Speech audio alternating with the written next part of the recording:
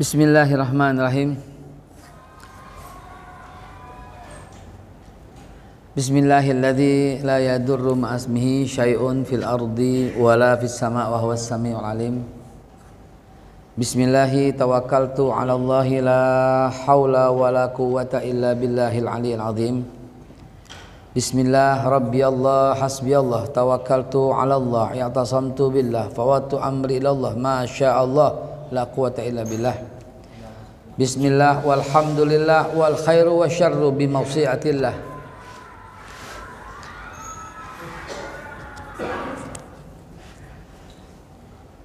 Luar biasa sambutannya.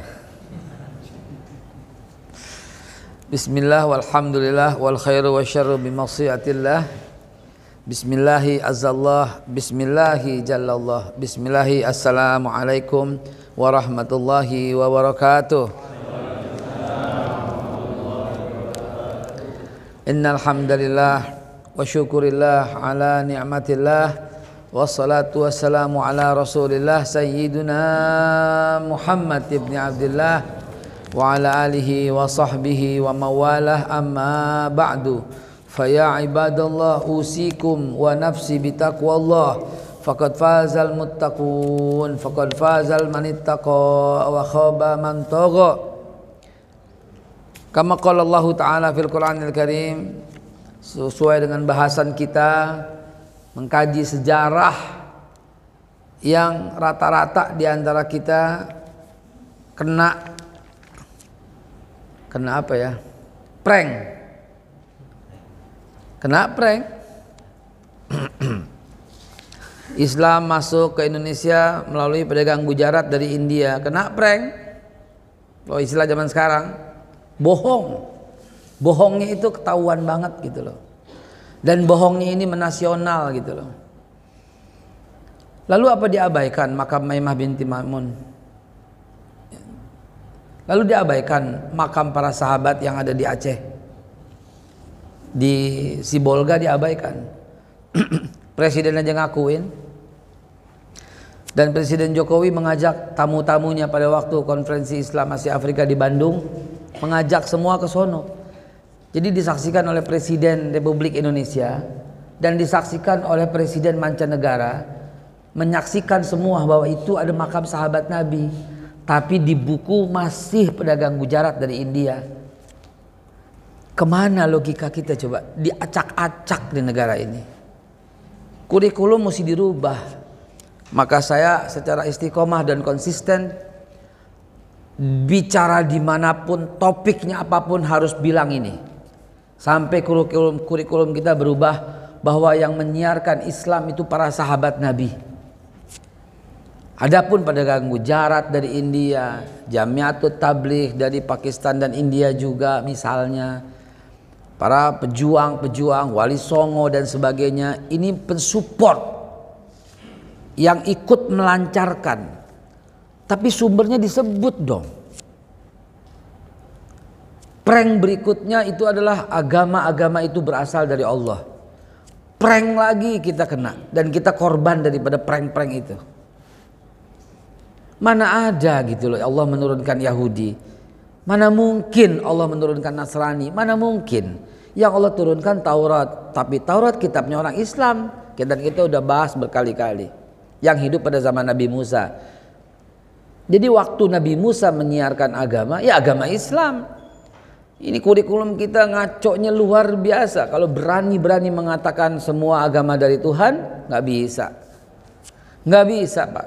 Akan tetap kita pertahankan hanya Islam yang diturunkan oleh Allah. Sampai kapan Ustadz? Sampai kepala pisah dari badan. Tapi Ustadz sering ngomongnya melalui Nabi Ibrahim doang. Ya karena yang lengkap mulai Nabi Ibrahim. Karena literaturnya puluhan kitab sejarah yang saya punya, halaman depannya itu langsung awal mula peradaban manusia adalah zaman Mesopotamia di negara Babilonia. Itu awal mula peradaban. Ternyata itu zaman Nabi Ibrahim. Bukan berarti sebelum Nabi Ibrahim gak beragama, bukan. Surat Yunus ayat yang ke 49 Surat 10, coba kita buka ayat yang ke-37. Nabi Nuh aja mengatakan, saya cuma bawa agama Islam kok. Nabi Nuh sebelum Ibrahim. Ya. Biar nggak salah, coba dibuka surat 10. Ketika Nabi Nuh bercerita, surat Al-Yunus itu surat yang ke-10.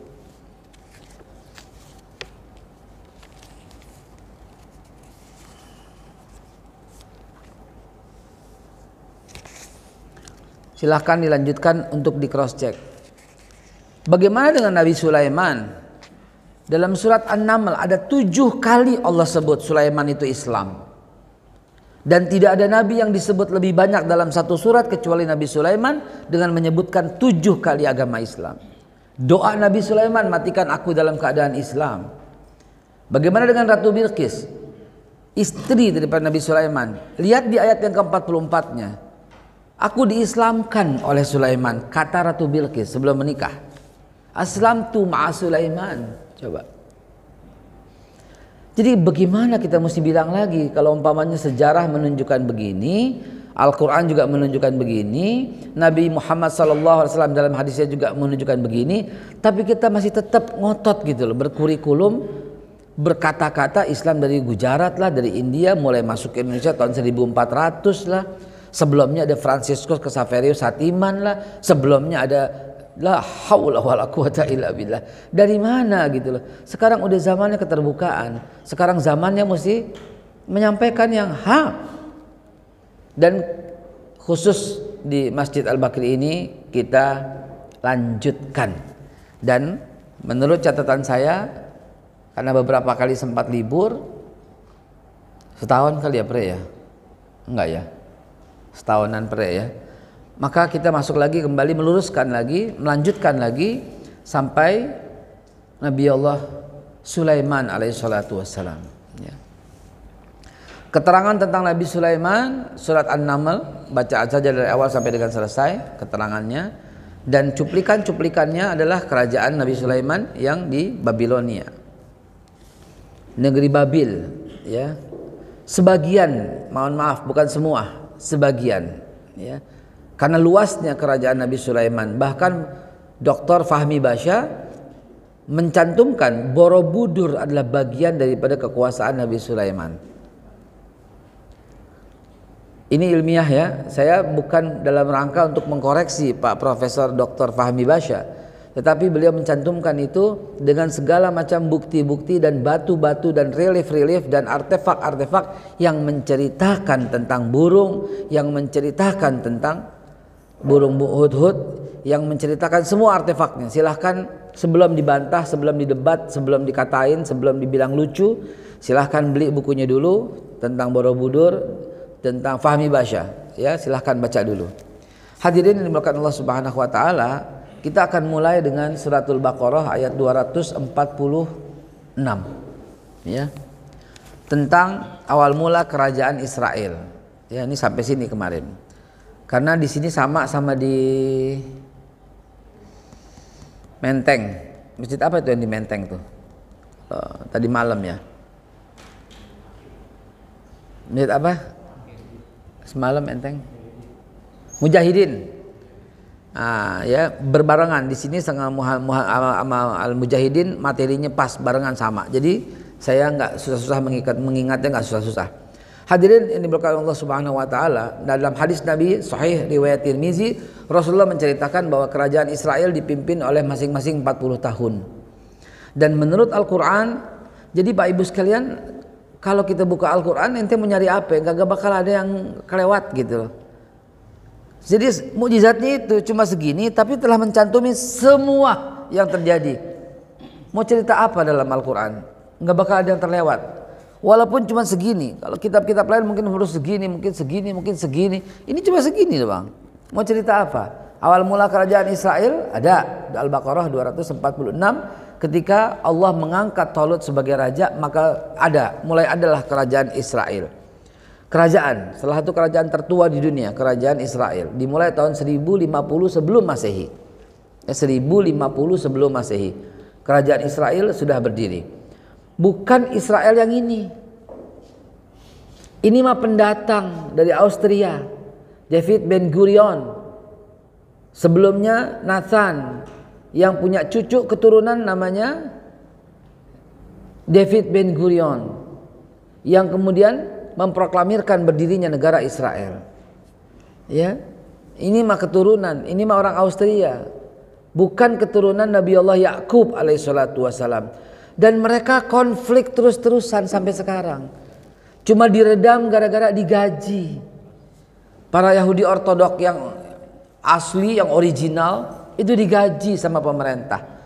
Sering sekali konflik terjadi dan mereka demo, kata mereka better we go to jail rather than join with Zionist, kata mereka.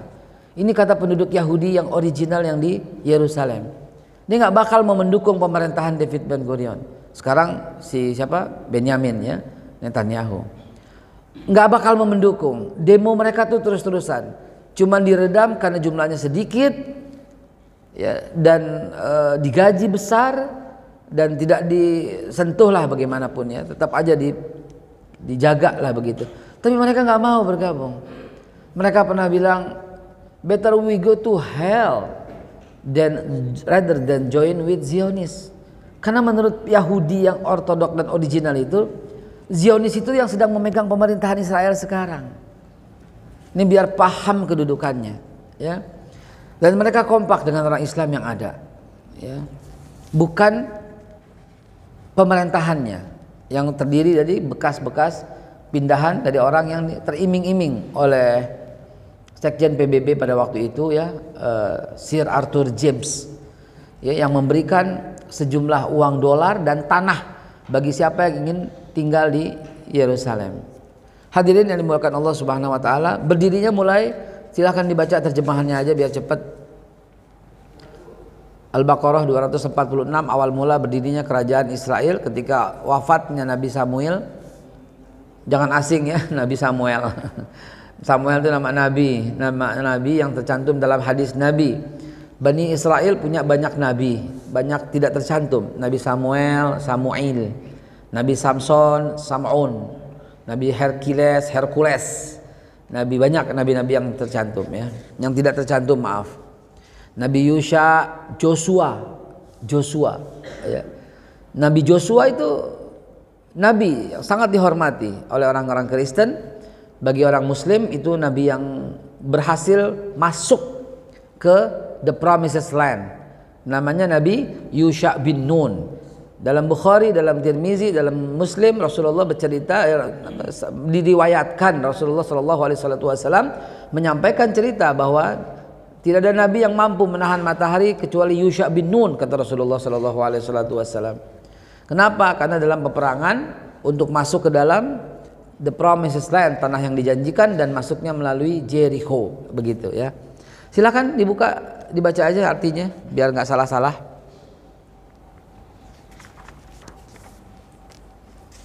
Karena sekarang era digital, salah dikit bulinya 14 tahun.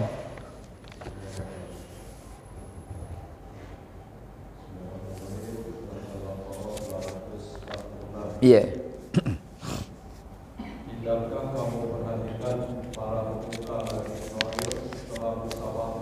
Nah, para pemuka itu 12 orang, 12 kelurahan, 12 distrik, 12 wilayah.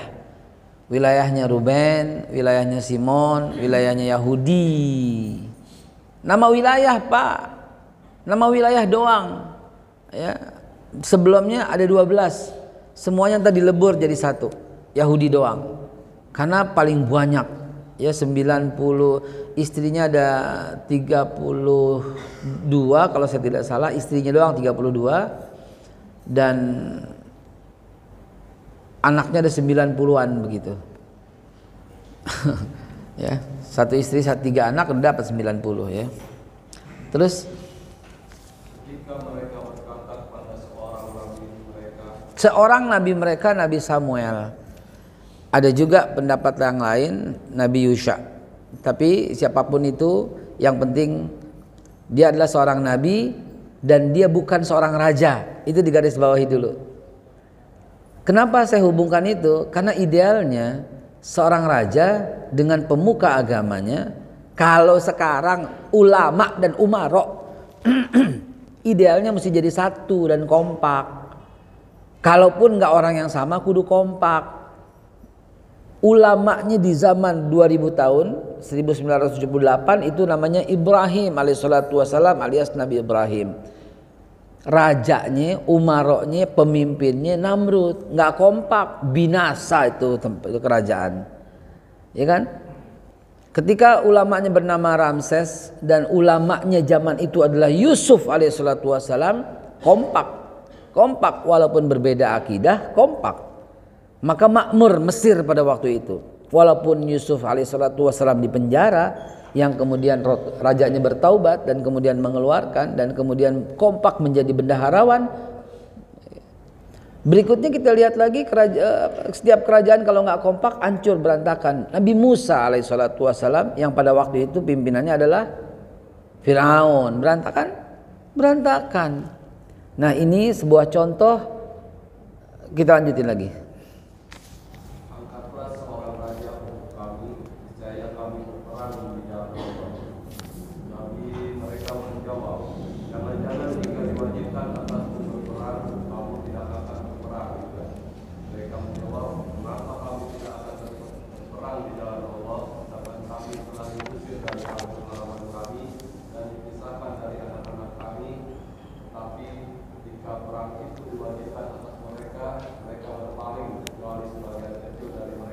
Nakut, jiper, penakut nggak ada tempat di bumi. Penakut nggak ada tempat di bumi. Hanyalah orang-orang beriman yang pasti berani. Orang beriman itu pasti berani. Orang beriman itu nggak ada takutnya, Pak. Nggak ada. Ketika dia mulai takut, pengecut, ngumpet, tanda sampai situlah imannya. Ini kan strategi. Apaan sih? Emang strategi Nabi begitu? Enggak tuh. Emang para sahabat begitu? Enggak. Ini kita baru sampai Nabi Ismail Sulaiman loh. Bulan depan selesai Sulaiman, Daud alaihissalam, Sulaiman, kita masuk Nabi Zakaria dan Yahya. Bulan depannya lagi kita masuk Nabi Isa. Mungkin 2 kali pertemuan Nabi Isa, lama. Karena kita bawa Injil dan sebagainya. Bulan berikutnya Nabi Muhammad. Nabi Muhammad lengkap dengan video dan film dan peninggalannya. Dan lihat bagaimana para sahabat Nabi yang tadinya ngumpet-ngumpet karena perintah. Karena perintah. Begitu fasda' bima tu'mar tahun 616 turun ayat yang memerintahkan terang-terangan, sahabat Nabi bukan bilang, "Ya, enggak gitu. Ngumpet-ngumpet aja ketahuan mati apalagi terang-terangan." Logikanya gitu kan begitu kan ya? Ya enggak. Ammar bin Yasir ketahuan ditangkap, dibunuh ayahnya dan ibunya. Abizar Al-Ghifari ketahuan, bahkan dia berani lantang, ketangkap, digebugin sampai mau meninggal, untung diselamatin sama Abbas bin Abdul Muthalib. Jadi nggak ada tempat, Pak, buat orang penakut, nggak ada tempat. Berani itu ajaib. Ya, begitu berani datang keajaiban, percaya, Pak. Begitu berani Allah turunkan keajaiban, pasti. Nggak mungkin Allah berikan beban kecuali sekedar kemampuan. La yukallifullahu nafsan illa wus'aha. Allah nggak akan berikan beban kecuali sekedar kemampuan. Dalil 1. Dalil 2, antum udah hafal semua. La haula wala quwata. La haula wala quwata. La haula wala quwata. Artinya tidak ada daya dan sampai nggak punya daya lagi, sampai nggak punya upaya lagi kecuali akan datang pertolongan Allah. Dibalik kalimatnya. Ini pakai ilmu mantik, ya. Dibalik kalimatnya, jangan pernah berharap pertolongan Allah selama masih ada daya dan upayamu. Itu dibalik, la haula wala quwata illa billah. Dalil lainnya Al-Baqarah 218. Am hasibtum an tadkhulul jannah wa lam ya'tikum masalul ladzina khalu min qablikum massatuhumul ba'sa wad dharra wa zulzilu hatta yaqula rasulullah wal ladzina amanu ma'ahu mata nasrullah ala inna nasrullahi qarib. Jadi kesenangan, kemenangan, kebahagiaan itu dapat ketika habis daya upaya. Apalagi yang kita upayakan udah habis, tunggu sebentar pertolongan Allah datang. Apalagi yang bisa kita usahakan, ya masih ada sih, nggak bakal. Ketika kau habiskan seluruh dayamu, ketika kau habiskan seluruh upayamu, ini buat pebisnis nih, ya. maka akan datang kemenangan, keberuntungan, keberhasilan, profit. Itu dia. Kalau enggak bisa deh. Saya alhamdulillah atas izin Allah itu sebagai konsultan banyak di perusahaan bisa ngebandingin. Perusahaan itu 80 calls per day, 80 calls per day, makanya majunya luar biasa. Perusahaan itu cuma 20 calls per day, sama-sama perusahaan yang sejenis lah, nggak usah disebut ya. Perantesan dia berantakan. Kenapa? Dia cuma bisa 20 calls per day per orang, sementara yang itu bisa 80 calls per day. Ya bagaimana yang ini mau menang sih? Saya buka aja deh. Itulah konvensional dengan syariah. Syariah kita cuma 8,9%. Sementara 91% masih konvensional. Berapa banyak ATM yang konvensional? Berapa banyak ATM yang syariah? Padahal jelas-jelas fatwa MUI nggak pernah berubah sampai sekarang. Konven itu haram, gitu aja. Jangan pakai tadi ngaling-ngaling ngomongnya. Mereka bisa melakukan itu. Mereka disiplinnya luar biasa, tepat waktunya. Senyumnya lebaran yang konvensional sih daripada yang syariah. Ya orang akhirnya tertarik begitu loh. Solusinya gitu loh. Dek baiknya sama nasabah. How many visit per day? Banyakan dia. How many flyer per day? Banyakan dia. How many TikTok per day? Banyakan dia. How many Facebook? Banyakan dia. How many status? Banyakan dia. Terus kita konvensional. Akhirnya menang Pak, 91% lawan 9% kan menyakitkan hati. Orang bakal nyinyir, katanya syariah, katanya tanpa riba, katanya ini jual beli yang haram, ini yang halal, katanya yang halal dibantu Allah. Jangan salah, la haula wala quwatanya nggak masuk gitu loh. Belum keluar apa-apa, tahu-tahu la haula wala quwata, belum. Ya Rabbi, bagaimana kita bisa memenangkan syariah gitu? Bagaimana bisa makmur? Bagaimana tuh bisa melawan para pengijon begitu? Kalau ternyata nggak tahu para petani gitu, tentang hukum halal dan haramnya jual beli. Kapan-kapan kita bahas yang di YouTube viral sekali yang saya bahas tuh di Masjid Niaga, 9 transaksi haram yang hampir setiap hari terjadi di Indonesia, mulai dari hulu sampai hilir, mulai dari petani sampai pengepul sampai distributor. 9 transaksi haram dan semuanya terjadi. Ya, wallahu alam. Habis itu pengajian di stop. Habis bagaimana? Ya, lanjut lagi sedikit. Itulah ya berani gitu loh. Enggak, wah biar dakwah berkelanjutan. Enggak ada urusan Pak. Enggak ada urusan. Allah Subhanahu Wa Taala saja yang kita sebaik-baiknya dan seagung-agungnya hakim yang adil. Ya, jadi mereka penakut, nggak mau terjun, nggak mau turun. Padahal waktu udah dijanji, padahal Allah udah bangkitkan seorang raja, namanya Raja Saul. Ayat berikutnya 247. Maaf saya bilang Saul karena lisannya orang Kristen Saul. Saul lisannya orang Yahudi, Talut lisannya orang Islam. Tadi saya keceplosan bilang karena kebanyakan baca buku sono.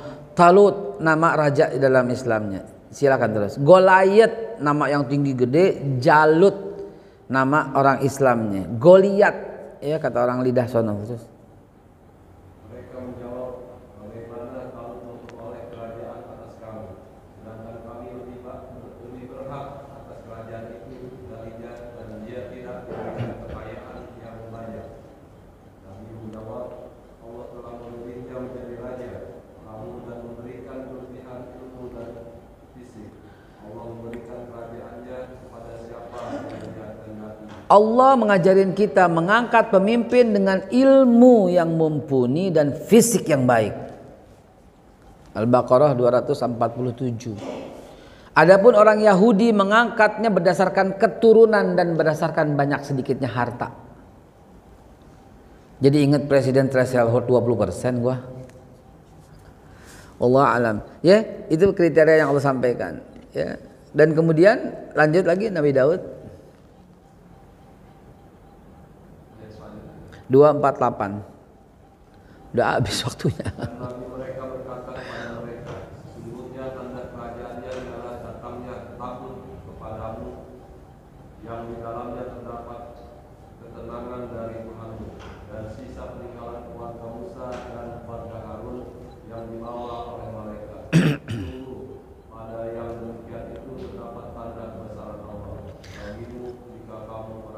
Allahumma shalli wa sallim wa barik alaihi. Waktunya udah habis, tapi saya ceritakan sedikit saja. Kita lanjut pada bulan depan. Bapak Ibu sekalian, inilah konflik saat ini yang terjadi.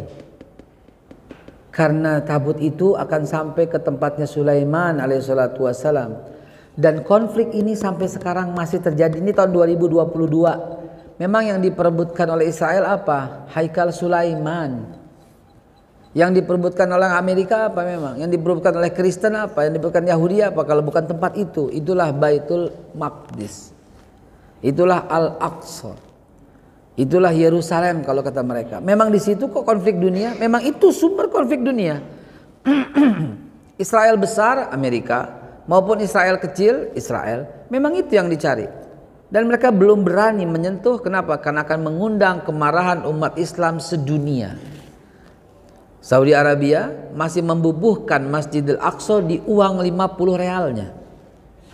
Begitu juga Irak, begitu juga Libya, begitu juga yang lain.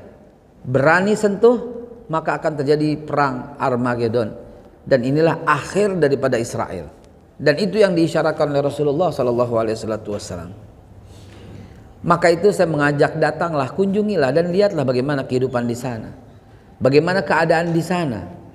Bagaimana mereka setiap hari menggali untuk menemukan Haikal Sulaiman, karena mereka percaya dan yakin dengan itu, bahwa Sulaiman lah yang akan memimpin, kata mereka. Minimal dia menemukan kerangkanya. Buat kita jasad nggak ada kerangka. Allah Subhanahu wa taala haramkan jasad para nabi, ya, bahkan para hafiz wal hafizah, mujahid wal mujahidah itu disentuh oleh tanah, disentuh oleh belatung, Allah haramkan. Jadi akan utuh nantinya. Dan memang Nabi Sulaiman saja yang tidak diketahui. Nabi Musa ada di Mount Nebo. Rasulullah yang cerita ketika Ibu Abbas bertanya, di manakah Musa dimakamkan? Carilah bukit yang kemerah-merahan, kata Rasulullah, di antara situ. Dan ternyata bukit yang kemerah-merahan itu ada gitu loh ya. Akan dibangun oleh Sultan Salahuddin Al-Ayyubi makam Nabi Musa di sana. Bukan makam kubur, di bawahnya ada kuburan, bukan. Makam dalam arti lebih tepat monumen. Mount Nebo atau bukit yang merah gedenya segini misalnya. Tapi di mana Nabi Musa? Apakah di situ? Apakah di sini? Apakah di situ? Apakah di sana? Apakah di sana? Nah, untuk itu Sultan Salahuddin Al-Ayyubi membangun di sini deh, begitu. Itu Nabi Musa. Begitu juga Nabi Harun, ya, di Petra, di atas, di Petra. Begitu juga Nabi Yunus di Bethlehem, ya, di Bethlehem. Begitu juga semua Nabi Ibrahim di makam Nabi Ibrahim di Hebron. Nabi Ishak di sana, Nabi Ismail, Hijr Ismail yang ada di Mekah, jauh di bawah bersama ibunda Siti Hajar. Kalau Siti Sarah di sana. Nabi Allah Syuaib ada, ya, kurang lebih dekat dengan Nabi Musa, nggak jauh. Dan itu betul-betul makam Nabi Syuaib. Semua bisa terlacak. Yang nggak ketemu dan nggak kelacak, apalagi Nabi kita Muhammad Sallallahu Alaihi Wasallam di Madinah Al Munawwarah. Yang nggak terlacak Nabi Isa, memang kagak ada. Diangkat oleh Allah Subhanahu wa taala. Dan yang kedua Nabi Sulaiman, Nabi Daud ada. Nabi Sulaiman, kenapa? Karena jangankan itu, waktu wafatnya saja tidak diketahui kecuali tongkatnya dimakan rayap. Dan itulah sampai sekarang mereka sedang mencari Haikal Sulaiman untuk ditaruh di dalam altar. Pada waktu saya masih sering di sana dan cukup lama tinggal di sana, ada utusan dari gereja untuk meminta, pada waktu zaman Presiden Bill Clinton, meminta Presiden Bill Clinton untuk mengembalikan harta Nabi Sulaiman yang diambil oleh tentara Amerika ketika penyerbuan tahun 1989-91 perang Irak. Mereka mengambil semuanya dari Babilonia. Lalu apa hubungannya kok di Babilonia? Karena pada waktu 563 terjadi perampokan besar-besaran dan membawa semua harta Nabi Sulaiman dibawa ke Irak, di Babilonia. Bahkan sebelumnya terjadi pula di masa Nebukadnezar maupun di masa, ini udah jam 1 ya Rob, nanti kita lanjutin lagi kali ya, waktunya kemepetan ya. Hadirin yang dimuliakan Allah, memang bicara ini gak akan kelar habis ya, kecuali kita batasi, dan kita batasi sampai Talut menjadi raja, kemudian Talut mangkat digantikan Daud bulan depan, kemudian Daud alaihissalam mangkat digantikan oleh Sulaiman alaihissalam, dan kemudian setelah Sulaiman terjadi kekosongan. Pada waktu kekosongan itulah muncul agama baru namanya Yahudi. agama baru. Bukan Allah yang ciptakan, bukan Allah yang buat, tapi Yahuda. Jangan difitnah, ini kan buatan Allah juga. Semua juga, ya terang aja semua buatan Allah kalau dibilang begitu. Ya, pembunuhan yang terjadi juga karena izin Allah. Hati-hati kalau ngomong, ma asabaka min hasanatin faminallah wa ma asabaka min sayiat faminan nafsik. Itu dalilnya. Apa-apa yang datang kepada kamu kebaikan dari Allah, dan apa yang datang kepada kamu keburukan dari ulahmu sendiri. Banjir, ini kan takdir Allah. Enak aja. Emang betul itu qadarullah, betul. Tapi ulah siapa? Darul fasadi fil bari wal bahri bima kasabat aydin nas. Telah tampak kerusakan di darat, di laut, di udara. Itu tampak semua kerusakan itu loh. Bima kasabat aydin nas, karena ulah tangan manusia. Gitu dong. Jangan apa-apa ini udah takdir bagaimana? Kalau kebakaran udah takdir gimana? Ya lu yang teledor gimana sih? Ada anak ketabrak sama bus di kampung rambutan. Emaknya santai aja, udah takdir. Takdir palelo, lo lepas di jalanan bagaimana sih? Betul apa tidak? Ya memang udah takdir, tapi bukan menjadi Allah sebagai yang bersalah dong. Jangan memposisikan Allah sebagai bersalah. Itu karena supirnya teledor, karena anaknya, karena emaknya lepas anaknya. Begitu dong. Ma'asabaka An-Nisa 79 dalilnya. Baik, kelamaan kalau kita lanjutkan, mudah-mudahan kita lanjutkan lagi pada bulan yang akan datang. Hadanallahu wa iyyakum ajma'in, wallahu muwaffiq ila aqwamit thoriq. Subhanallah bihamdi subhanahu wa bihamdika asyhadu an la ilaha illa anta astaghfiruka wa atubu ilaih.